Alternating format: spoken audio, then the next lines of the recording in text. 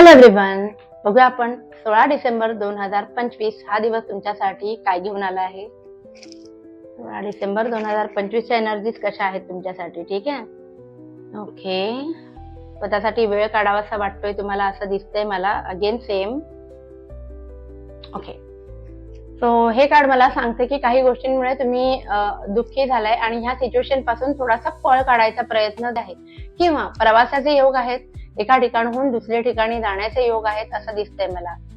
स्ट्रेंथचं card आहे. मनामध्ये खूप जास्त कुणाबद्दल तरी राग आहे, पण तो व्यक्त कसा करावा कळत नाही. कारण तुम्हाला ना ती सिच्युएशन डिप्लोमॅटिकली हँडल करणंच जड जाते. गोड बोलून काम होणार नाही याची तुम्हाला पूर्ण कल्पना आहे. अरेला कार्य केल्याशिवाय कामं घडणार नाहीत असं तुम्हाला फील होतंय.